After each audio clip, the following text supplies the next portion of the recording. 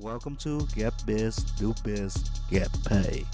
I am your host, Luan the Don. We're gonna find out what it really takes to win in the construction industry. What it really takes to make a lot of money, have a great life, and be able to do the thing that you wanted to do. Enjoy. If you are watching this right now, you probably struggle with some sales problem. Can't convert people, can't get people over the line, dealing with some objection that you just don't know how to overcome. That's why today I brought in a sales trainer, an expert, a personal friend of mine. He has personally helped a company generate over $250 million in revenue and have personally helped me grow from zero, having no sales guy, to now have a sales team of five, including a sales manager. So think about this for a second. I don't even have to manage sales anymore. Zero, 15 in 5 years. The man, the myth, the legend. Welcome to the show, Brian Diamond. Lon, what's up, man? Thanks so much for having me. This is actually one of my favorite topics, so I'm excited to sit down with you and talk about this and give some good advice. So let's get straight into it, Brian. I hear a lot of people reach out to me. The most common question I hear is like, how do you overcome an objection? Like when either it's one call close, two call close, or the most common thing that I heard is, well, I gotta get three bids. How do you overcome that? Your price is too high. How do you overcome that? Let's. But what I want to find out is why is the objection there in the first place, Hmm. right? Because in my experience following your sale process, the objection I get is usually is around, I can't afford you right now. Let me Yeah. call you back, or it's never about any other company. It's about that I can't afford your vision right now. You're such a great guy, and it's more of a timing objection. Mm. It's never about a option objection. So can you kind of go deep into that today for the audience? Yeah, for sure. So I think one of the reasons that people run into objections at the end, number one, is if they've even had sales training, a lot of programs out there teach you to be, you've heard kind of the term master closers, right? And this master closer is this idea that you get to the end and then you've got this bundle of objections and you're this ninja or this specialist at being able to navigate people through that on the back end. And one of the things we work on is how not to get to that point. That if we get down to the end, the thing that the homeowners decided is that they want to work with you, but now we're just figuring out the details. So the objection becomes more about the details than it is about resistance.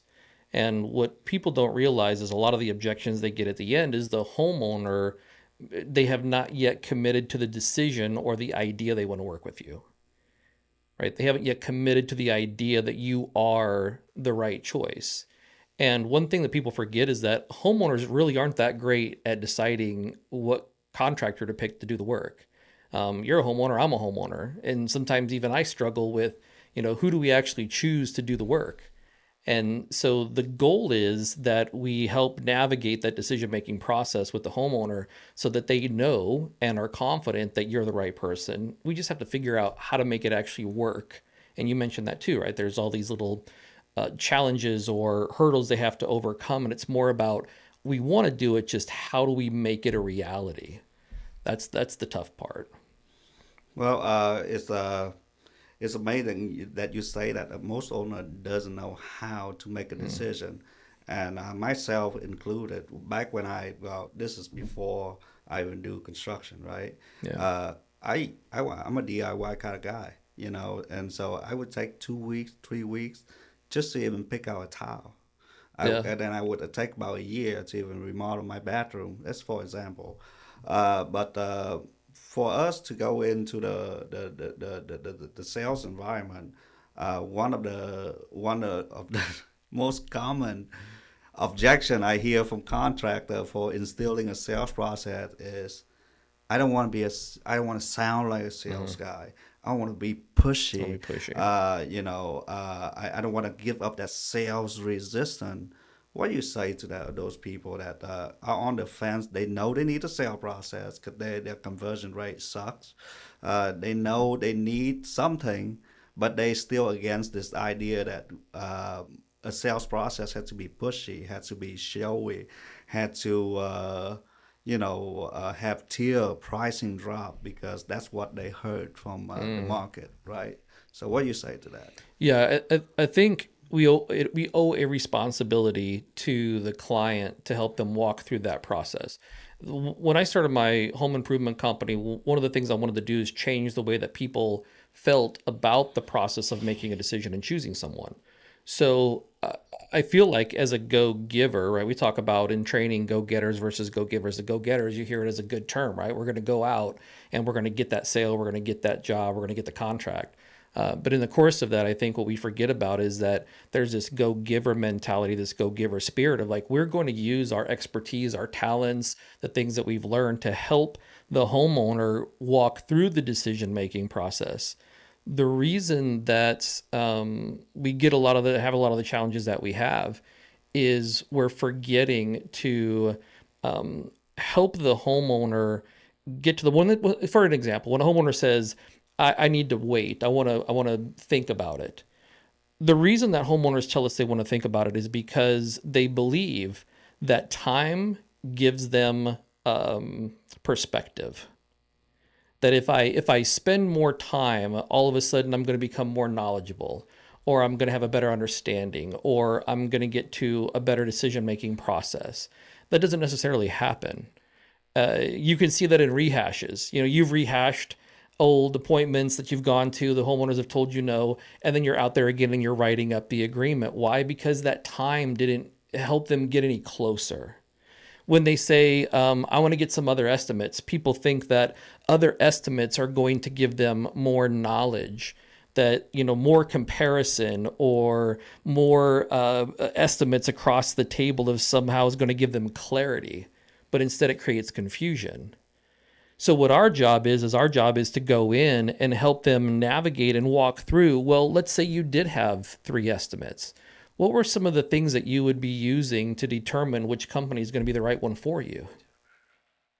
So in that moment, what you're doing is you're creating this visualization. You're walking them through the idea of what would that look like to have three estimates down? What would that look like if I was looking at three completely different outcomes? How would I actually make a decision? And so if we can do that sitting at the table, then we become the advisor. We're no longer a salesperson. We're the person that's helping them navigate what that looks like. And then if we can follow that up and just say, would it just be easier if we just helped you with this? Would it be easier instead of trying to navigate all of that if you felt like that we kind of checked all the boxes that were important to you if we just got it done? Mm. And what happens then is the homeowner thinking more estimates means more information, more time brings more clarity. Getting other bids helps me, not make a poor financial decision. We're just doing it there at the table. Mm. So it's not being pushy. It's not being forceful. It's being a good consultant. It's being a good steward of that relationship. And I know for you, and I'm the same way, I want somebody in my corner that's going to hold me accountable. I want somebody that's going to help me navigate a poor decision. I want somebody who's going to help me get out of my own way. And I think you've ran into it and I've ran into it where sometimes it is we're a clear choice. There is no valid reason why that homeowner shouldn't choose us, and they still tell us no. It's because they just cannot get out of their own way in making a decision. That's what our job is. It's not about the contract and the sale. Yes, we have metrics. Yes, we have roles and we have goals we want to hit. But our goal and responsibility is helping them navigate that decision-making process.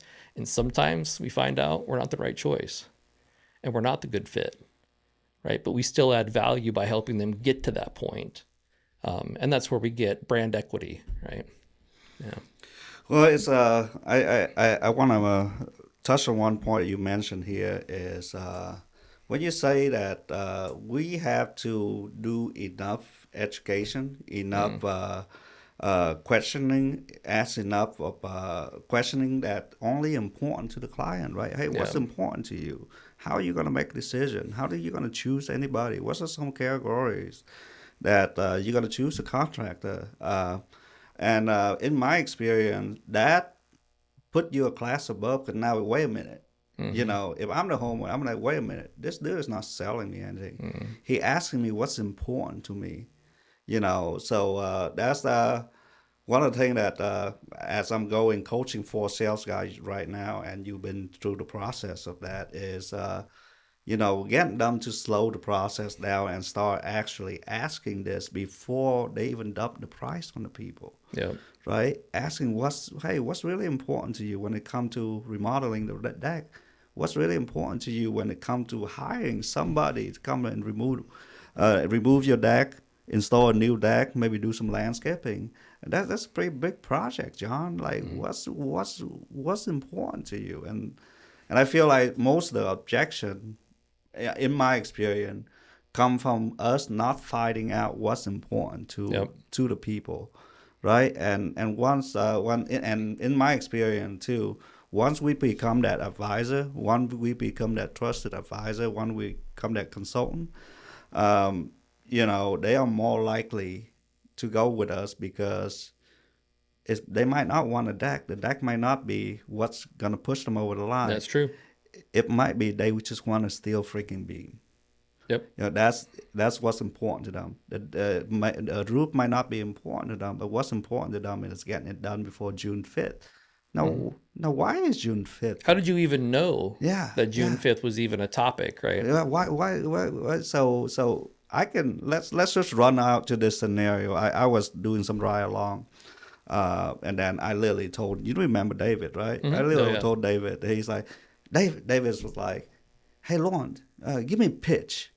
I'm like, what do you mean?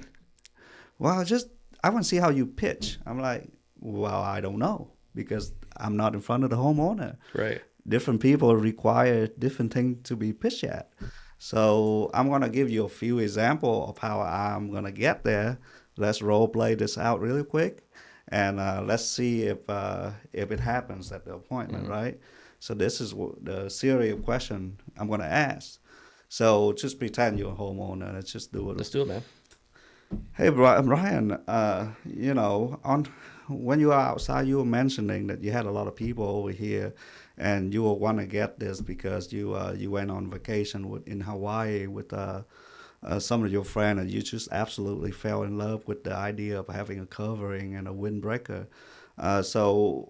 Tell me, can you tell me a few things that's important to you when it comes to remodeling a job like this, and when choosing a contractor that they're gonna come here and get the job done for you? Yeah, so we have the deck obviously, but one of the problems I found is like when we go on vacation, I always want the cabana because my wife wants to be out on the sand and she wants to get all the sun, and I want to find a cool shady place, Yeah, right? So when we have the deck as it is now, like I enjoy being with my friends and hanging out with the family, but I'm still desiring that kind of spot that's got a little bit of shade to it. yeah, So that's why that's important to me. And we've had other projects done around the house, but one of the challenges we have is, I'm always busy and I've got a pretty tight timeline of things I need done. But, the guys will be supposed to be here at 9 o'clock and they don't show up, so I've got to kind of chase them down. And if they're not communicating, then I don't know what else they're not communicating about, right? Like what else is going on the job that you're not telling me? You're not even going to tell me they're not going to be here on time, right? So that's a problem. And then we just, we had a little boy that we adopted, and we have a dog, and we had our roof done, for example, and then the dog stepped on some metal from the roofing project. So we had a big vet bill that we had to deal with. So one of the things that's important to me is because I know you're going to have a lot of fasteners around, is just trying to keep a clean job site, yeah. right? That would be one of them. And then just good quality, workmanship. Like I do projects sometimes DIY and I don't finish them real well. You know what I mean? Like I can get the bulk of the work done, but it's that finished stuff that you kind of walk by every day and you see it. And you're like, man, I should have hired somebody for that. So just those little detail things are something that's going to be important to me for sure. So when you say a little detailed thing like this, can you explain what a good job look like in your definition? What's a Yeah.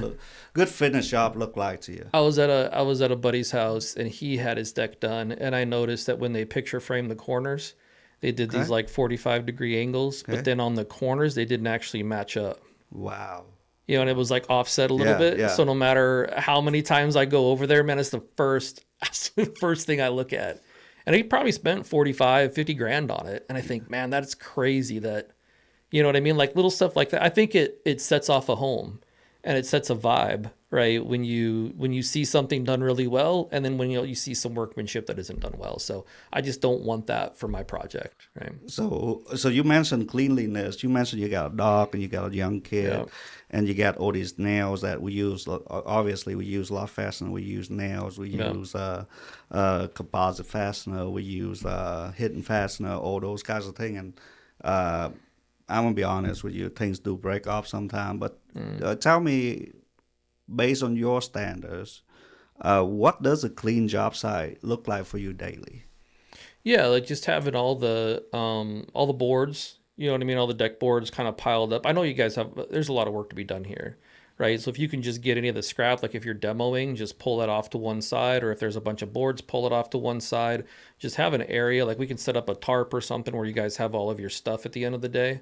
And I get it, it's extra work, but that's just something that's kind of important to us because I do have a kid and I've got pets and I'm gonna have friends over. You know what I mean? They're still gonna be out in the yard and family and stuff, so we just don't want to run into that stuff. So you and your wife mentioned to me earlier that you like to get this project kind of done around kind of like summer Yeah. and what make that time a good time for you? Yeah, so we've got like a bunch of we're pretty active in the church. So there's some bigger church events that Okay. go on and stuff, and so we're kind of active in that community, and so we'd love to be able to invite people over, maybe even host it, if we Yeah. can, if we can get this thing done in time. And so I'm looking forward to that, man. So that would be one thing we'd look for as a company that's gonna, has a pretty good idea they can hit that timeline. Okay, okay. So let me get this straight. I just wanna, make sure I don't miss anything. So, clean job site is Mm, important to you. Like, basically, we clean up before and we clean up after, yeah. and we make sure that George and little seaweed, that little seaweed dog, Yeah, yeah, yeah. he Yeah, little he Mark, he yeah. he don't get hurt and he don't get Yeah. because that would be a travesty if he chew on like a hidden fastener or Yeah, I didn't think anything, about that. Yeah, for sure. and then last but not least, and then we would want this done right around like Labor Day weekend. So so if we were able to come in and do a clean job for you, and I want to show you a picture of some of the install that we do on the Mm, corner there, and we have a few different types of how we finish it. So you're gonna have to tell me like how you like it done because we can okay. either miter it, we can either, you know, Like a butt hair, end or something. like Yeah. we can butter in it, we can herringbone it, Oh yeah. but nonetheless, we can finish the way you want it to finish. So you're gonna have to tell me how you want that finish, and we're gonna give you the standard of how we operate, and if you need more of that standard, you let me know so I can make a note to tell Blake, my project manager, to go ahead and make sure that's get done. And one last second is the May timeline. I don't know, man. Is That's gonna be tough, but later on when we go deep into it, when we get you the design that you want, Hmm. kind of like the finishing that you want, kind of like the cleanup process that you and your wife can feel comfortable with, Yeah. and then at the end, man, if it makes sense and we can get you that in that timeline, that's a bonus, and we'll see if we can get you on the calendar and get this knocked out for you. Fair enough. Fair enough, man. Okay, so by then, I know that your time is important. Your cleanliness is Yeah. important. At the goddamn corner, you got to make it right. Nobody's asking these questions. Right, That's the right. thing, right? So what's the typical thing? It's like you show up, right? They meet you at the door. You exchange a little like, "Hey, how are you? Great home. We've got a beautiful home." What you want? Right? And then they drag you to the backyard. Right, right, right. Right. So yeah, we're gonna do the deck, and here's the size, and here's what we're looking for. And then they usually ask you for an estimate. So it's kind of like a dog and pony show. Kind of you're just kind of nodding your head, and and I get it. People want to please or appease the homeowner, but just the act of having that conversation, and in the training we talk even more developed than that. But just that act alone totally sets you apart.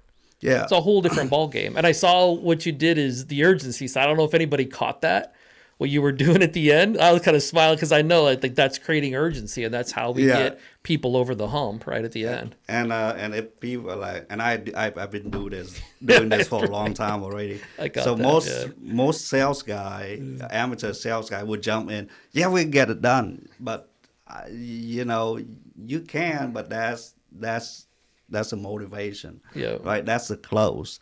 We might, but let's see if we can come up to a design and the price that we can both agree with, Yeah. and then we can talk You about. need that for the reciprocity Yeah, side, right? yeah. Yeah.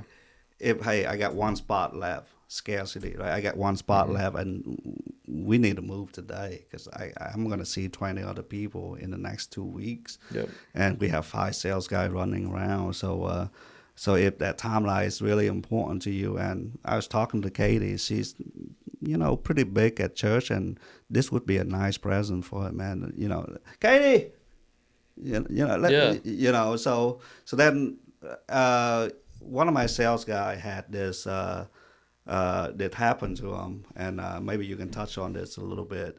Uh, Appointment went great, working the wife, she's ready getting paid, and the husband's like, uh, like I thought we were just getting bids today. Right.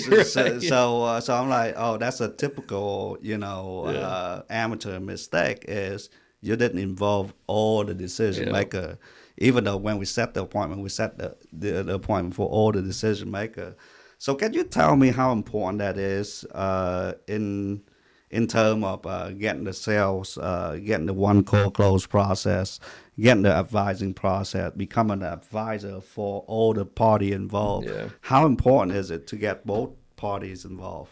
That's an interesting topic because back when I started in 2001 or 2, that was the vibe. You got to have everybody there at the same time.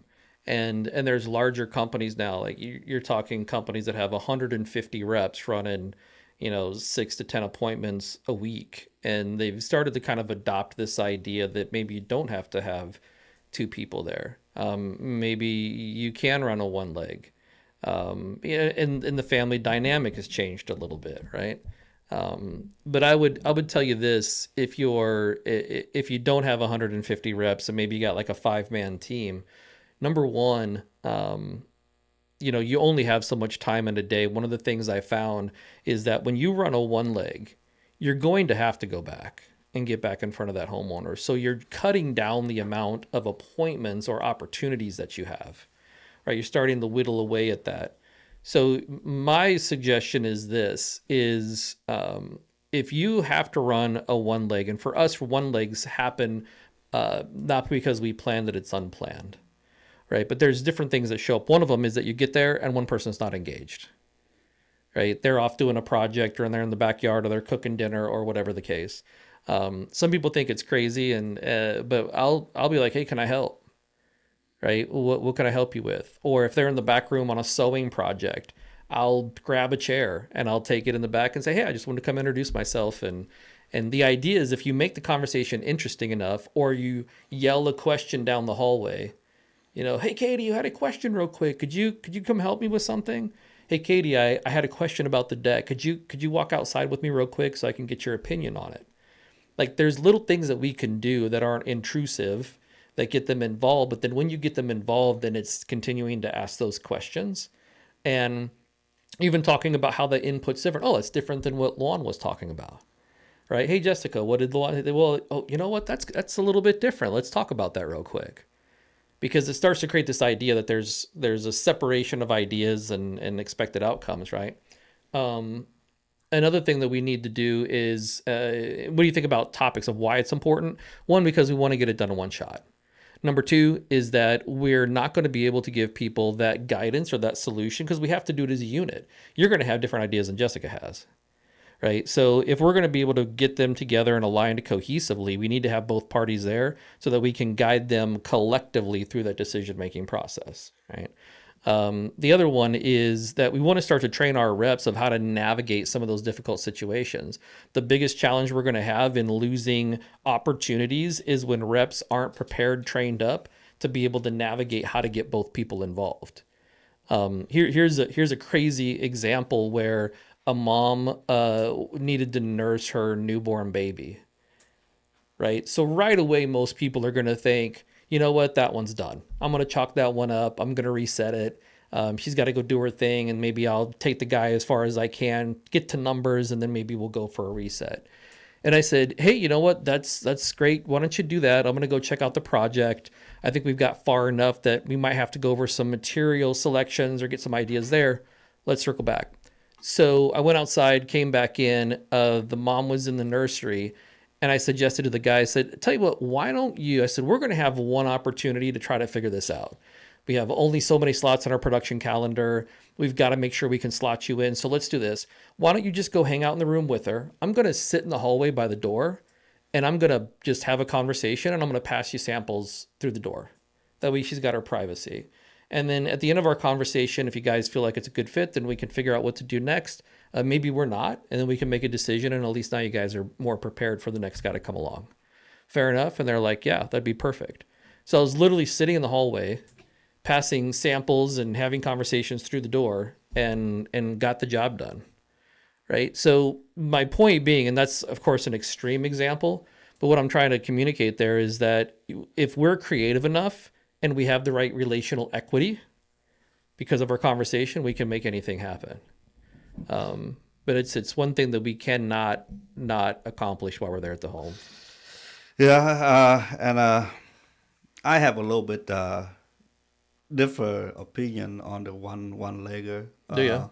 but it's basically the same principle. But I believe you can sell to one person. I think so. I believe I wholeheartedly believe it because it happened too many How do times. you how do you stage that up? How do you get that person prepared?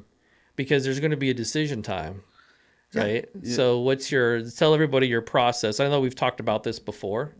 Like what's your process for getting people in the right frame of mind so that they don't backdoor you with I need to think about it or talk to my other significant So other. you got to realize this, and this is the assumption that I make. That the one legger, it most of the time it happened by accident because we always want to Yeah, try to we were set two setting them. leg. Hey, somebody fell sick, blah blah blah blah blah. And the thing is, my point is, if you reset it, you're still gonna have to spend time driving it there, and so so I make the assumption that that person is gonna be the main decision maker, but Yeah. they're gonna backdoor you regardless. So so throughout the conversation, if they mention anything like we or my husband, I'll Mm, try to draw that out. And I'm like, and then I would set the expectation that, hey, at the end of this call, maybe call Joe, maybe we'll get Joe on the phone call and kind of ask his opinion really quick if this is something viable for you and if it mm, makes sense. Just why don't we go ahead and get you on the calendar anyway? So, but yep. I utilize the law of consistency. I want the person right there to verbalize that they're the main decision maker Yep. because then later on it kind of forces their hand to call. I make people call boyfriend, Mm, and the reason why and how I close those leads is they don't have enough time. I'll tell you what, man. I'm in Lincoln, or I'm in Omaha, or wherever that is. I'm in here until the end of the day. Why don't you guys talk for a little bit? I have an in between appointment right here. I can circle back and see if it makes sense. We'll go ahead and get you on our production calendar. So I'm not stopping yeah. just because one person gets sick. Because if somebody is still there, I'm still gonna be able to do the process. I'm still gonna Hmm. be able to do everything, and I feel like we can still be able to build urgency Yep. big enough for them to convince that what's the whole motive? It'd be stupid to say no, Yeah. right? So then the offer had to be built with time and urgency and all of this Yep. because by the time you leave, Jill is not going to be as like motivated to sell the job as you do. So So, hey, you want to get this done this time, right? You must make a decision now, today, end of day, maybe end of day tomorrow. You got to turn that prospect into a mini sales rep Right. where like they feel that urgency and they're communicating it to their spouse like, hey, we need to figure this out and get back to Luan before the end of the And week because we're going to miss that deadline that we have if we don't determine what we want to do with this thing. And if you structure this right, what's going to happen is as soon as you leave the appointment, because you know you're going to have to go back, right? Yeah. As soon as you leave the appointment, your phone is going to be barraged with text because they selling to their husband right then and there. That's when you know you got a shot. That's a great sign to be like, you know what? I'm actually in the area. If you'd like, Yeah, I can just swing on by. yeah, and we Right. do, Yeah. and we do. We come back, and usually it's not. I call it a 1.5 call close Mm. because I still have to drive back there and close. And Those are that, great appointments for beginning sales guys too, yep. right? Because it gives them a chance to like walk through that training without any real risk of losing anything at that point. Because in essence, they kind of get another swing at it, right, when they come back through. So yeah, that urgency is important, and I think there's like a relational equity play there, right? Like being willing to show up and invest the time, even when both of you, the prospect and yourself, know that it's likely that you guys aren't going to come to a conclusion or a decision, right? And I mean, Like you're still in the game, right? I've sold. I think on the ride along, half of my appointment were one legger, and we go back the next day and pick up a check just Mm, because that I'm like, you know what, like it's the ride along, so I'm never gonna get mm, the opportunity to just sit down with the rep again and go through the process and yeah. teach them how to be patient and sell through one person because it usually is the woman. Oh, sure. Usually the woman. And so as long as you can get them emotionally invested to the end result.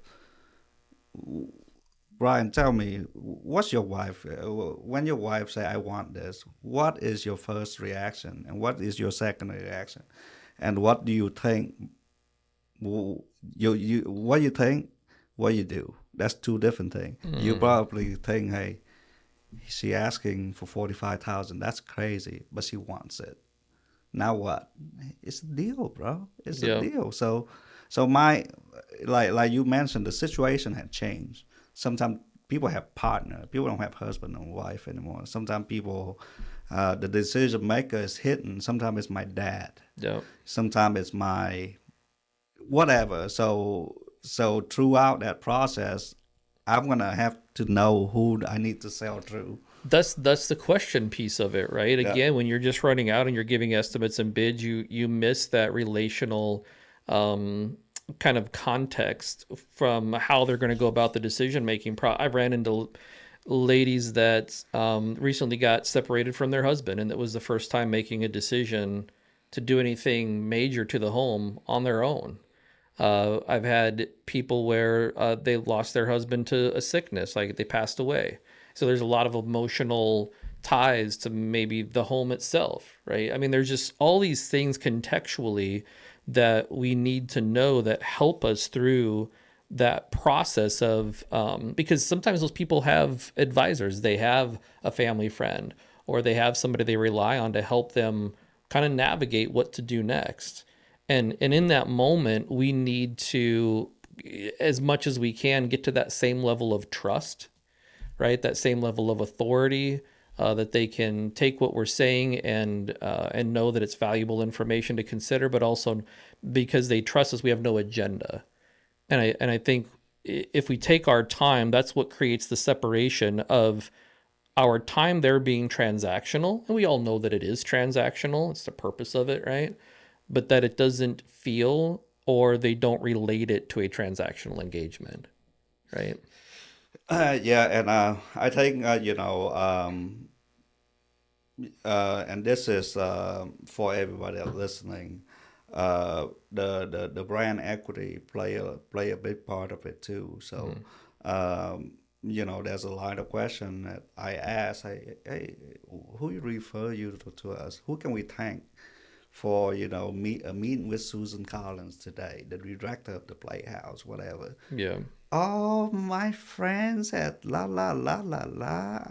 You had good reviews. So now I'm not gonna jump into it and boast about it. I'm like, oh yeah, that's cool. I might have to send your friend a note or whatever. So now that's a plus in my. So now this is a one legger that I know I'm gonna have a very high opportunity to convert because they already decided they're gonna go with me. Hmm.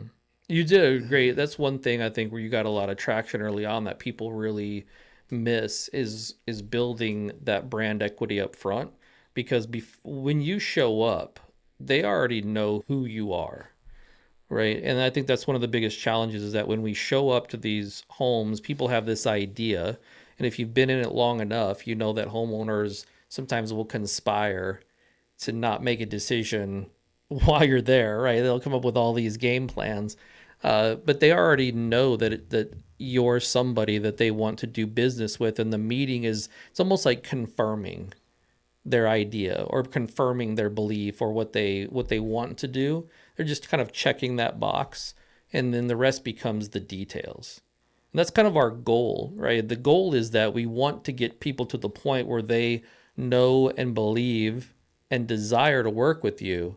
And so that closing part, that negotiation part, it's just the details of how we're going to navigate all their life stuff Right. to make it happen. That's the closing part, right? That's the challenge.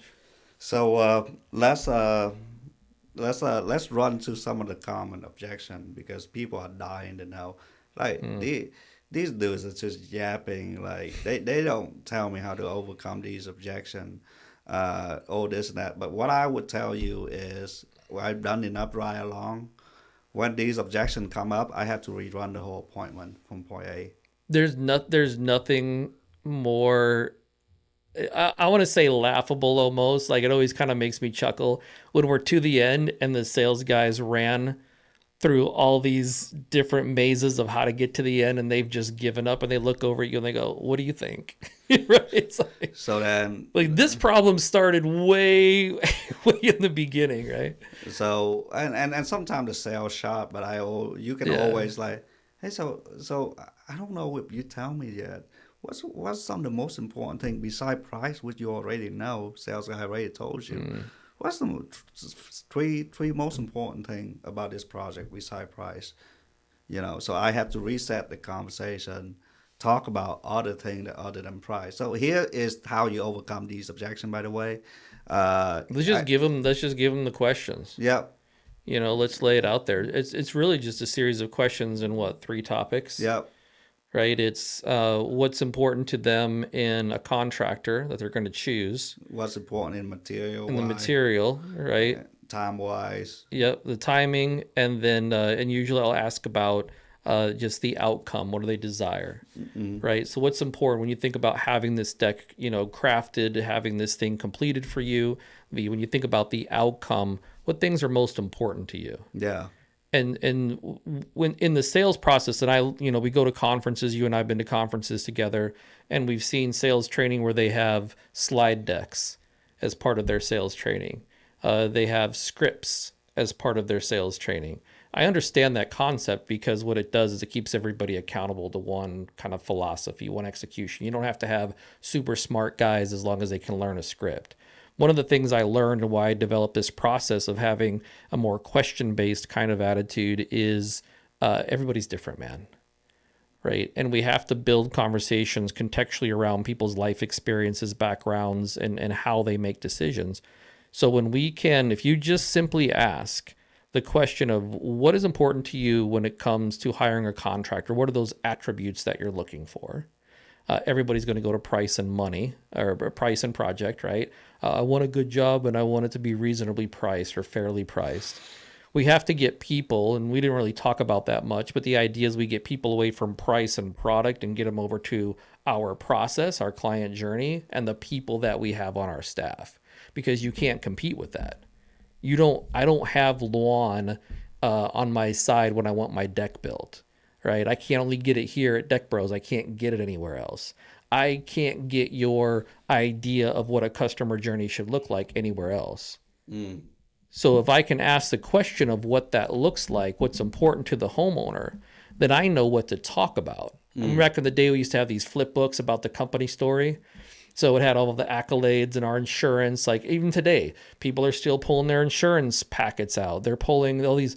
Nobody cares, right? So let's just find out what they want to hear about. Let's talk about that. When they think about material, here's one thing I know. People just want good, solid material. They don't know the difference between different deck products. You know what they want? They want a product that's non-maintenance, all the things that you hear all the time. Let's Right. find out what it is. So if you can just ask those questions, what's important to you in a contractor? What's important to you when you think about the project and the outcome? What do you desire? What's important to you when you think about the product that you're going to use to have this completed and the construction of it? You'll know exactly what to talk about, and I guarantee you nobody else is asking those questions. So, so your way of overcoming objection is just restart and re-talk about what's important to the prospect. Mm-hmm. Because if you get, and here's what I know, if you get in a three-bit objection, that's mean they're price focused, and you haven't give them a reason other than price to think about. If you get a objection that let me think about it, is you didn't build enough urgency, you didn't have Mm-hmm. enough scarcity, you didn't instill enough of a fear of loss to motivate people to take action. Yep.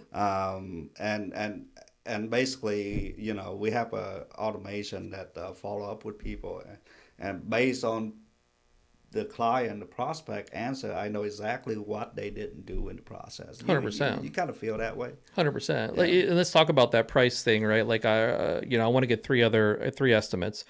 The reason why people want to get three estimates is because they're not confident in their decision making as a homeowner. So when I get three estimates, the idea is that the more information I have, then hopefully it will help me make a more qualified decision. But let me ask you this: what metric do people really have to measure in choosing a contractor? What's like a measurable that people have? Price. That's it. Yep. They don't really know how to actually measure who they're going to choose. So the purpose of asking the question, what are you looking for in a homeowner that you're going to choose, that now becomes the metric. And here's what last our role play we had, what communication, cleanliness. There's another topic there. But one question we can ask when they want to get other estimates is, you know what? Have you received some other estimates at this point? Yeah, I have actually. I got one so far.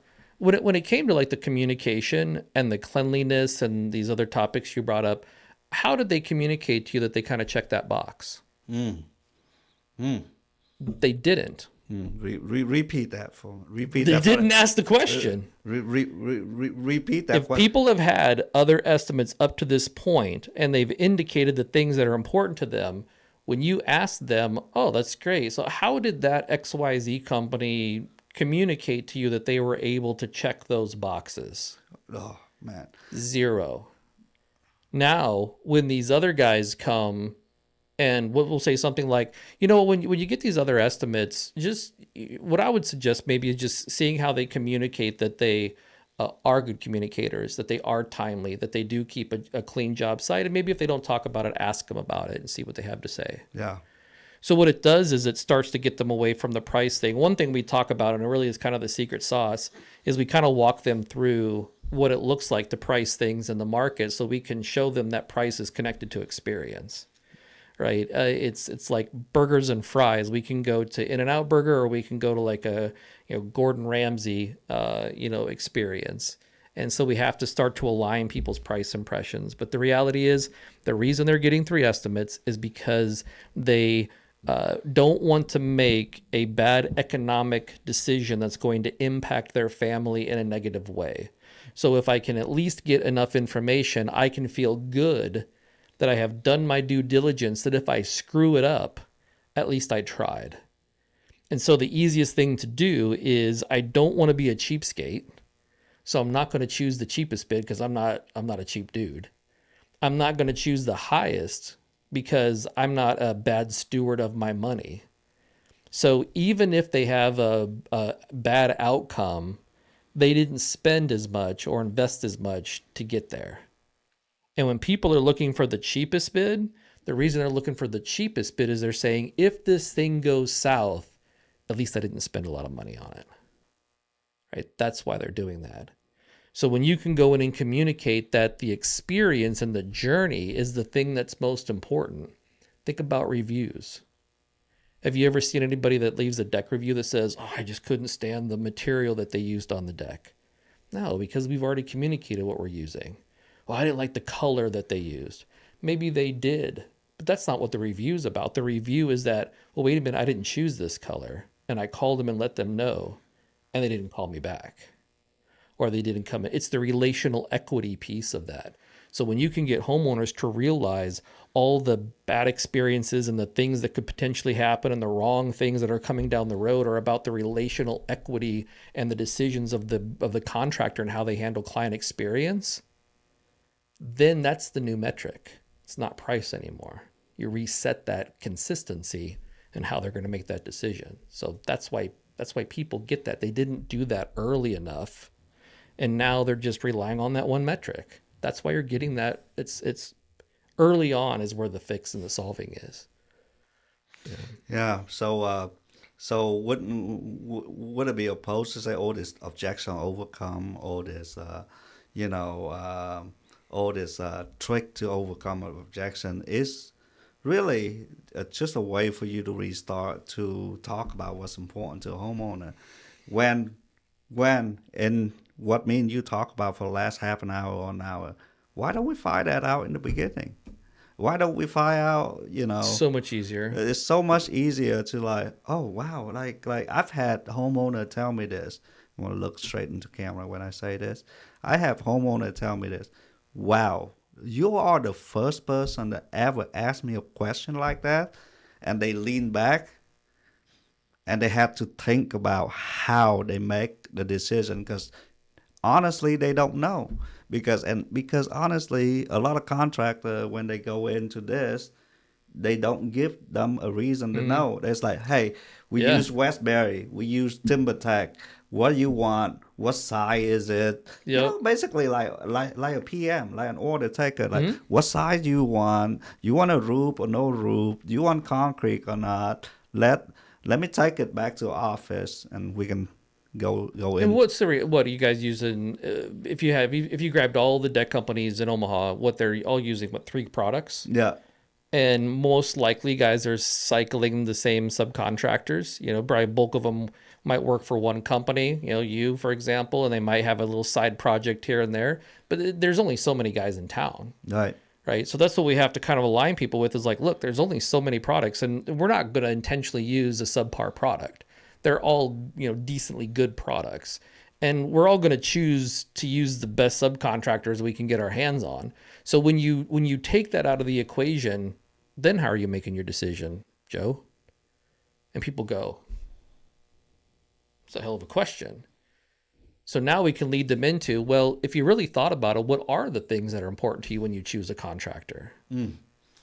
That's such a good question, man. And now you become the standard. Right. Even what happens is, even though your price is what your price is, that's a non issue now. You're the standard of how are you helping them walk through that decision making process, right? So you're right. You're spot on. Is that number one? If we can start at the beginning, great. But if we get back to the end, instead of us having these fancy scripts, like if you look on the Facebook posts, everybody, types out their little verbiage of what they would say. And it's really like, you just have to go back and explore, why are they bringing that up in the first place? Why do they want to get 3 other bids, right? What's the intent? What are they hoping to accomplish by that? Yeah. So it's basically, if I can sum up your sale process in one sentence, it's figuring out the intention behind the question. And you want to get people intention. You want to get people what's important to them, and if they do ask question, ask why it's important to them to ask that question, because like I think somebody told me if you don't know the answer, it's the wrong answer. If you come to me with a problem and I care about you and I honestly want to help you get to the other side of whatever you're experiencing. The thing that I'm going to spend most of my time on is I'm going to be asking you questions. I want understanding. I want context. I want to understand what you want the outcome to be. I want to understand, one of the questions we ask is, what do you think is going to be the biggest challenge in you accomplishing this project and getting it done and making it realistic? Now that I'm here, what's the biggest thing I can do to be helpful? How can I get you that much closer to making this a reality? Because I need to understand what you desire from me. I want to understand what your challenges are. And now that I have all of that, now I can spend a little bit of time, take my background and my experiences and all the things I've gathered, and I can actually tailor a conversation to you. And most often, it probably doesn't have anything to do with a deck or the construction of it or the warranty involved or the background of our company and things you don't care about. I'm going to try to keep things down specifically to what's like, how can I best serve you because you've come to me specifically for some help. And if we can start to create that paradigm and shift that perspective and then have a process for new guys that have never sold anything before of actually how you accomplish it, I think what happens overall is we start to be better communicators. We start to be better stewards of friendships and relationships. We start to lead better in the relationships that we have because we foster this go-giver mentality. And I guarantee you, it will change the way you communicate. It'll change the relationships that you have. So good, so good. So just to summarize that, we have to be a go-giver. We have to go figure out what's important to people. We have to help them overcome this obstacle, these objections they have in their mind. And we have to match, basically, like my one of my sales rep there, we have to match our pitch to their need, not their need to our pitch. Is being nimble enough to be able to adjust your pitch to everyone. And I have one bonus thing for everybody that's looking, that listening to this episode. Let's talk about pricing model and financing. How important is that to have those two tools in your bag to be able to go there and get the business on the same day? I think that's the biggest challenge. Like, what people will talk about being pushy, and I think after this conversation they're going to realize it's just being a good steward of the relationship, right? To help people get to the point of making a qualified decision. But I think the next challenge for people is, how do I legitimately figure out how to price a deck in 10 or 15 minutes while I'm sitting there? And then we get to the next stage. It was, now that I push that across the table to people, how do we eliminate the financial barrier? Right. And one thing that I've found, and you hear this all the time, is, well, all my clients pay cash. I just deal with cash clients. The reason you're dealing with cash clients is because you haven't been offering financing. And for me, I can personally sometimes make more in an investment account than the interest I might end up paying if I'm financing something. So even some of your cash buyers are still going to leverage the financing and then choose the point in which they're going to go ahead and knock that out. I believe it's a non-negotiable. And I know there's some guys out there, we're going to be rolling out something on the Contractor Life Academy with a partner, that even if you're a super small company, you're going to be able to get some options pushed across the table. So I don't, it's a non-negotiable, man. Yeah, I think getting those two things have been a game changer for me in terms of Oh, totally. training people, in terms of closing people, and in terms of oh Joe, like what do you really want now that you approved for 100,000? Now all of a sudden the 25,000, and now I'm not pushing them for anything. It's much easier to figure out how you're going to pull together $500 a month extra, like in that scenario, Uh huh. versus 50,000 in cash, right? Like you and I can whip up another $500 a month in a heartbeat, right? We can figure that out, right? To be able to scrape up $50,000 for some of our clients, it's not that easy. So it changes the game. It does. Changes the game. So let's wrap this up. We're running out of time here. So if you want to learn how to offer financing, how to come up with a pricing model so you can close more business for a higher ticket price, we're going to do another episode. Brian might be here, might not be here. I might do one. But I'm going to turn it over to Brian to see what he's cooking up in behind the scene to help contractor close more business and make more money. Yeah, so if all of you are thinking about how do we actually close more business, if you've been struggling with having a sales process, if you're getting a lot of objections, mostly price objections, running into getting outbid, for example, there's solutions to that. And we've been helping hundreds of people overcome those types of scenarios and get forward, get onto this path of lifestyle and legacy wealth. So what I'd encourage you to do is check us out at the Contractor Life Academy. We're going to be holding a live sales training event coming up here in a couple months, and I'd encourage you guys all to join. We also have on-demand sales training, everything that Luan talked about that he's used to scale his business from $0 to $15 million is available online, where we conduct group calls. We help you through objection handling, and you're able to use that resource to continue to go back in depth, get back into those modules and tighten up that process. So I'd love to see you in our sales academy on demand, in our group calls, and at our live event coming up. So be sure to check us out. And I'm sure we'll put some links or information in the description. Well, thank you so much for tuning in. If you find this episode helpful or if it changed your life in a positive way in any manner, please share with another friend, tell another friend about this podcast. Again, thank you. Until next time.